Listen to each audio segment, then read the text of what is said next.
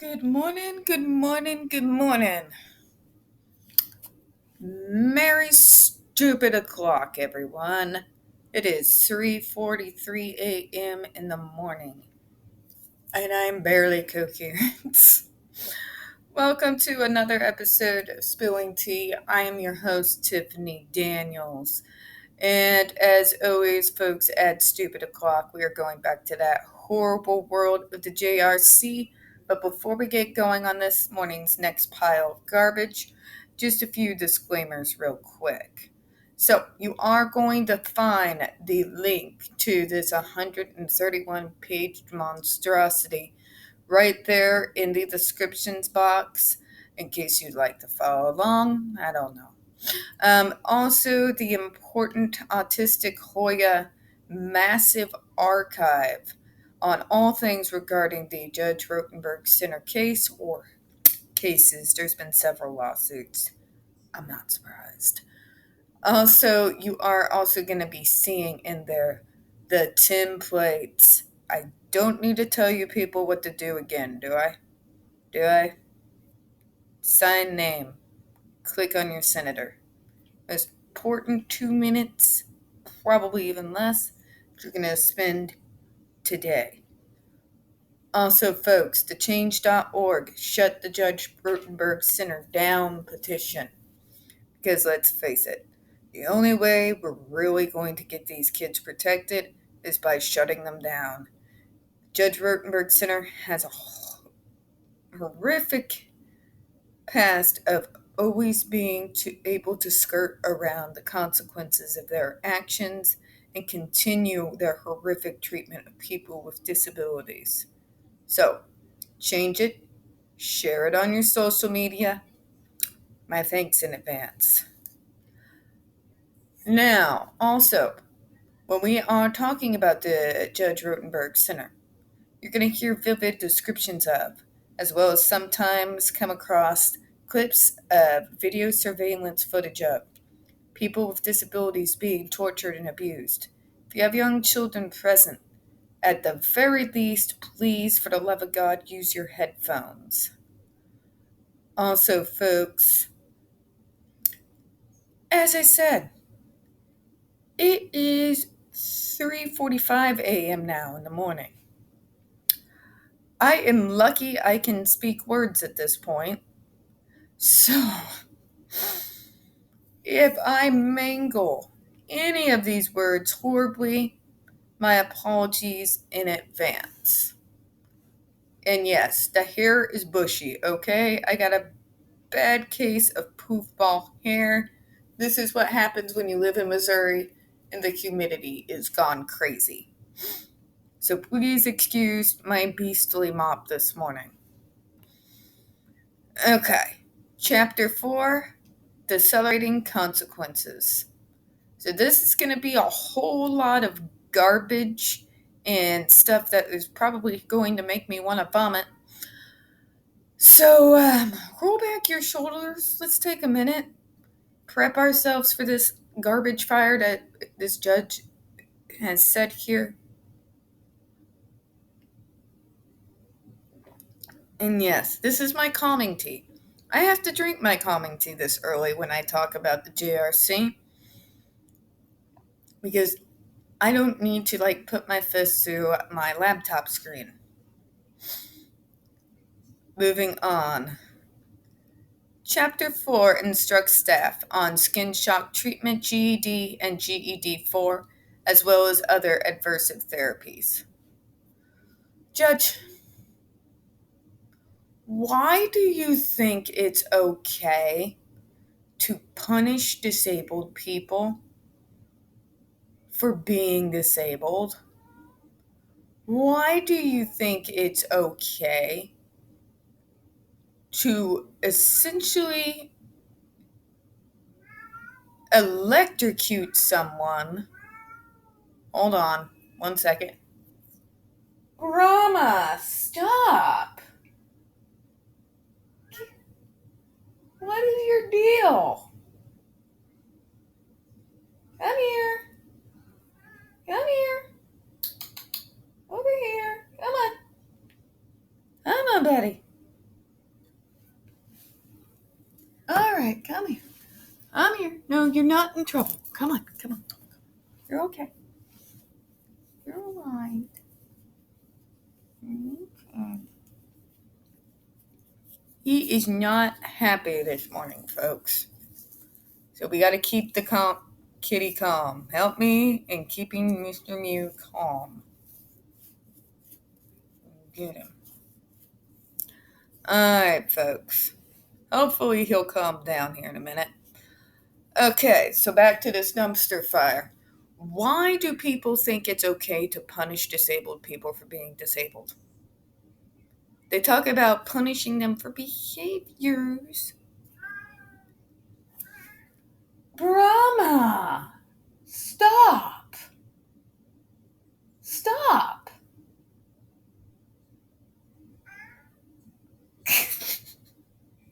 You all can see his face right now. What? What is wrong? What is wrong? Mommy's trying to do a video right now. There's some yatters. Alright, folks, we're going to have to do this like me petting my cat on the floor here while talking to you all. The point is this concept of punishing disabled people for quote-unquote behaviors that are not harming anyone is horrific. Like, dude, that'd be like backhanding a baby for crying because they were hungry. I'm just putting it out there. But moving on. See what this dumpster fire is.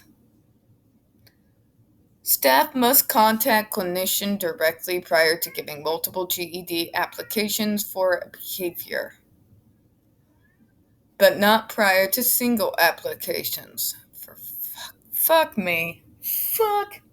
I knew this was going to be a garbage fire this morning.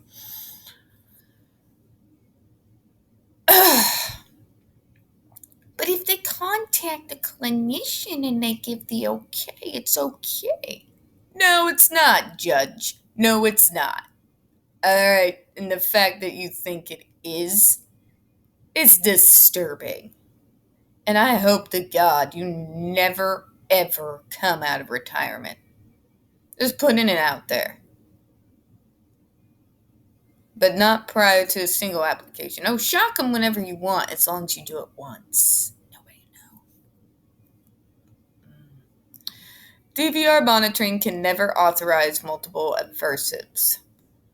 Oh, but others, the clinician, no. Yeah, that makes it fine.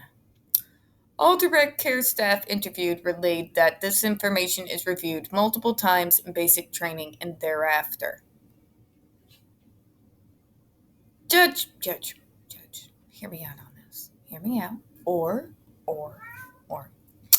This is just a thought here. Clearly the cat agrees. We could stop punishing disabled people for being disabled. Maybe we can stop punishing people for doing a quote-unquote behavior because it makes you uncomfortable, but it's not harming anyone. Shocking people for stimming is ridiculous. Just putting it out there. Kitten, what?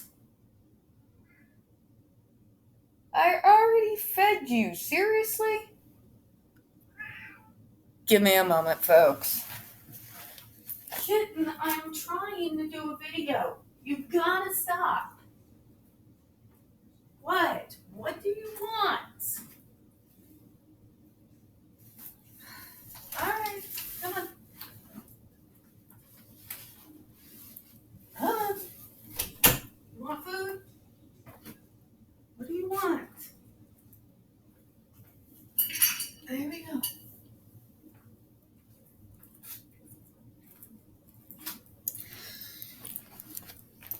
I promise we're going to get through this, folks. I don't have an edit button and I don't want to redo this video. I'm on limited time, so I'm going to try to get through this with ranting as little as possible. All direct care staff interviewed relayed this information is reviewed multiple times in basic training and thereafter. So glad that they're being so carefully trained in how to torture people. They all reported that under no circumstances could DVR call staff direct them to administer aversives. Level 3 court-ordered aversives include water spray, GED, contingent food, which is food deprivation, folks. It's literally food deprivation where people with disabilities have to earn the right to eat. Let that level of horror sink into you if you're new to this channel. And limitation of movement. Potential consequences of the GED are temporary skin redness, which clears up within a few minutes or a few days at most, and the extremely rare possibility that a small blister may appear. This is such a line of bullshit, I don't even know where to begin. So the judge obviously drank the Kool-Aid a long time ago. But let's just, for the new ones here, go ahead and review the actual effects of the GED 4A. You're dealing with 45 milliamps of voltage. That is more than 3 times that of a police taser gun, which is known to put full-grown men to the ground in seconds. Let's talk about the actual effects. 3rd-degree skin burns, loss in sensation in limbs, not temporarily, permanently.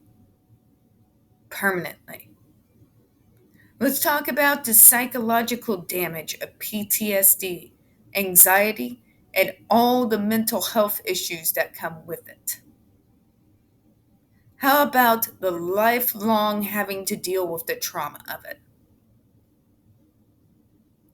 Quit trivializing it, Judge.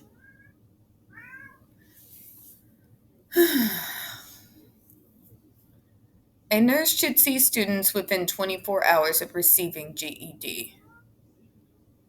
Oh, we gotta cover up. We gotta cover up the damage we do, but we have a nurse. Bullshit. I want them seen by an outside nurse. Moving on. Staff must rotate electrodes every hour and after each application. Oh, because that makes it better. Okay, let's see if this makes coherent sense to you. We're still going to put them on the exact areas where the damage was just done, but we're going to change out the electrodes. That doesn't change shit. What the hell? Ugh. It's not only horrific, it's stupid on a stellar level. If a student is found to have an injury where the electrode is located, the GED is to be immediately removed and the monitoring department notified.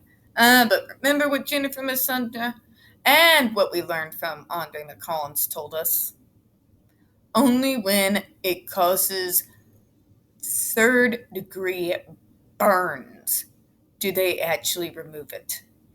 And only long enough for the skin to heal before they put them back on the torture device. Tell the truth, Judge.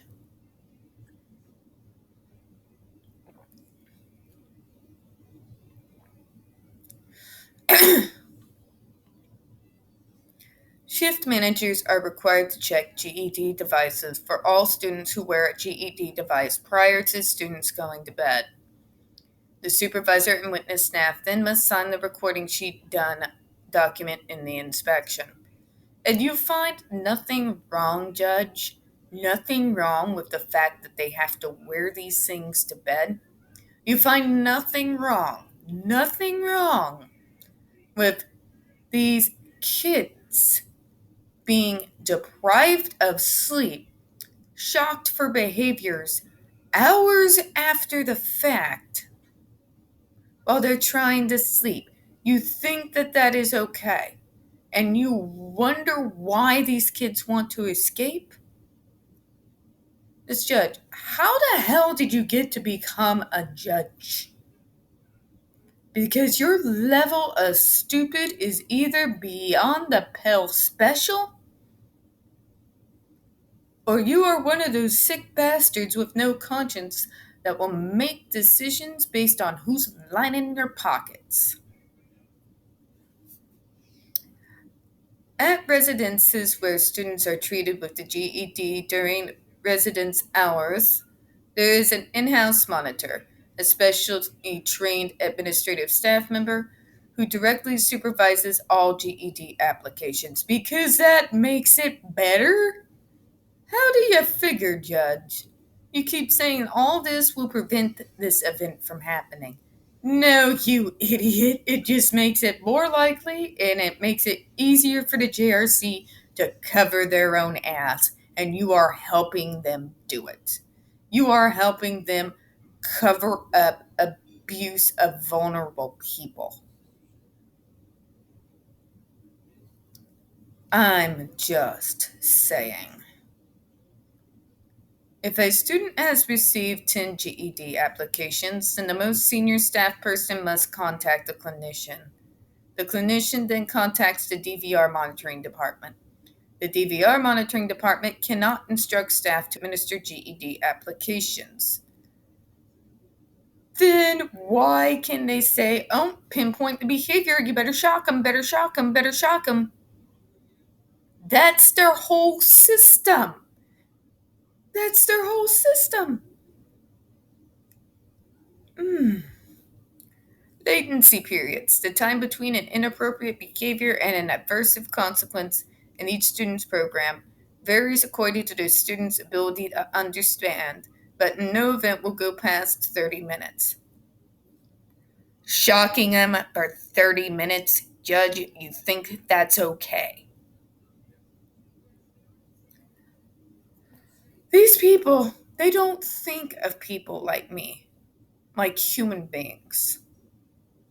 They don't even think of us like they would think about their own pet dog. They think we're completely inhuman. They think that we are monsters and that we have to be controlled. That's why you have things like the JRC that pop up and exist for so long. At least that's what it seems like to me. The fact that we won't use this on the worst of our criminals. We won't use this kind of treatment on pedophiles. But, Judge, you think it's okay to use it on disabled people? Speaks volumes on what people out in Massachusetts in the court systems think about people with disabilities. If a GED does not work, it must be removed and delivered to the DVR monitoring and therapy note must be filled out immediately. Staff is instructed on proper procedure for administering the GED, self-care for students on GED, and how to check batteries for the GED device. Oh, fuck me.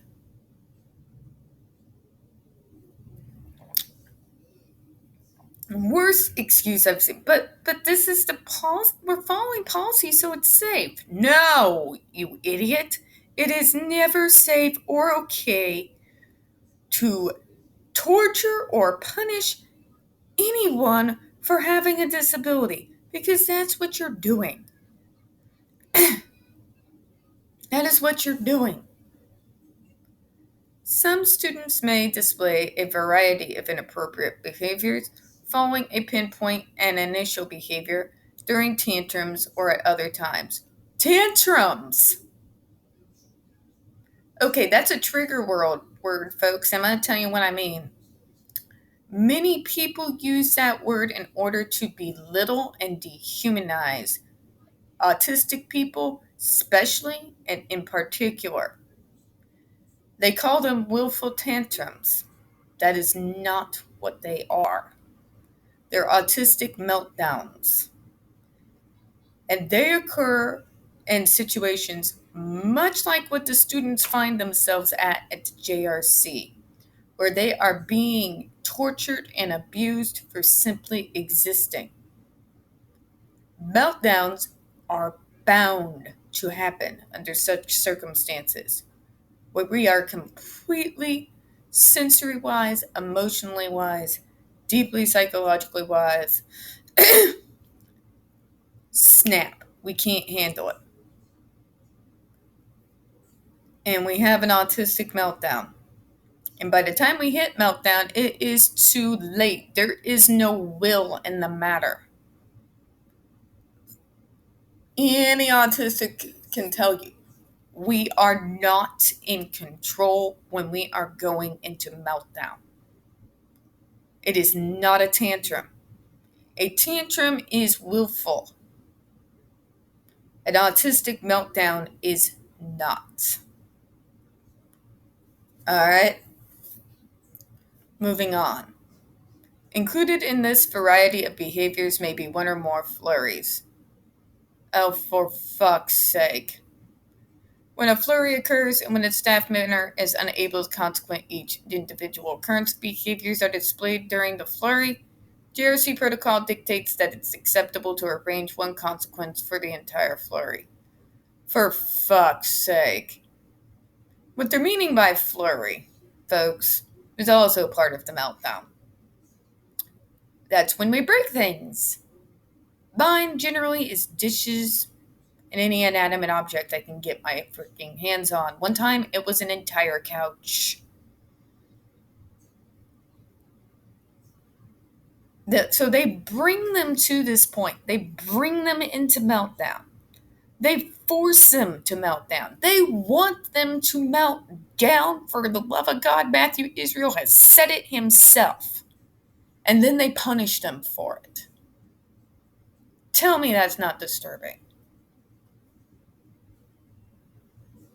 Staff does not have to rotate the electrodes after each GED application in a flurry situation and should wait until it's safe to do so. Oh, for the love of God. For certain behaviors with certain students, the staff must pinpoint a student's behavior. Give the student a 3-second opportunity to modify his or her behavior, and then give the GED application. 3 seconds? Really, Judge? Really? Stop having that meltdown.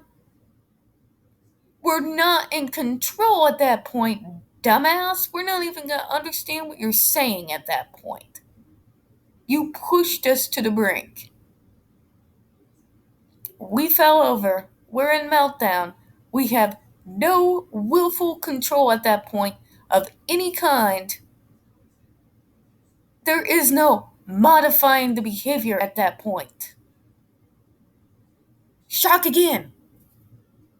You realize that's just going to prolong it, right? Staff must learn to distinguish between these situations where a GED is the first consequence and when other steps are taken, i.e. saying no before a GED is used. Yeah, because saying no is going to stop a meltdown. Parents of autistic kids tell me, does saying no stop an autistic meltdown? No, it doesn't. Ugh.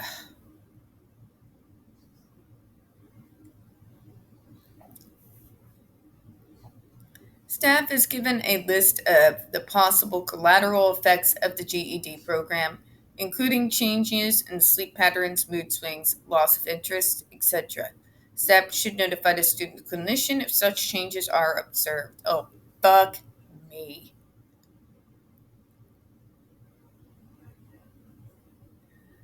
I wonder why their sleep patterns are changing, why they're having mood swings and loss of interest. Considering we're shocking them in their sleep. Guess what, folks? When you shock people in their sleep, they're going to wake up. When they're waking up all the time, they become sleep deprived. When you are sleep deprived, that can cause mood swings, loss of interest, loss of focus. There's a lot of things that can go wrong there. And the fact I have to explain this to you when you have a so called clinician there, hmm. Staff who take a student must print his or her name on the student's recording sheet. Staff is told that the recording of the behaviors is very important for monitoring the student's progress. Progress, they say. Gotta traumatize them into behaving. GED applications must be recorded on the recording sheet in the separate GED recording sheet. Staff should keep a running total of the GEDs for each hour and day. The Basic Training Chapter 4 quiz consists of 23 questions. Staff must pass 10 specific questions with 100% accuracy. And then you can torture those kids. All questions require a written response in the form of sentences. Oh, they would want me providing my written response. Oh my God, and where's my mom? Whew. The space for answering each question seems small considering the amount of information contained in Chapter 4 and requirement that students provide 100% accurate answers to certain questions. Okay, I knew yesterday I was going to blow my top on this subject because of what it was about. And once again, folks, we're reminded of the fact that the judges in Massachusetts don't think of autistics, other people with disabilities, or people with mental issues. They don't think we're human. In fact, they don't even think of us like they would their family pet. No, these judges think that we are all horrible monsters and can only be controlled by torture and abuse. That is what I'm getting from this. But they want to regulate it and control it, of course, because they want to keep the appearance of trying to help. I don't know. It confuses me. It confuses me how someone could get to be a judge and yet think of disabled people so horribly. These are people who have control over whether or not a disabled person has access to resources that they need, folks. This is scary. And on that final note, I'm going to go ahead and end this morning's session of JRC is an evil, illogical beast that needs to put down and set on fire. Just saying. We don't get many views on this channel, especially on this subject. The few that we do get do tend to get removed from time to time, so folks, please don't forget to hit that like button, hit subscribe, don't forget to hit the comments. I do appreciate your time this morning. Now, after what we just read and how horrifying it was, if you want to cheer yourself up, please go on to YouTube, search Ill Will Press, or you can search Throw Me the Squirrel. Trust me, you'll thank me later. I do appreciate your time this morning, and as always, we here at Spilling Tea hope you have a good one. Bye-bye.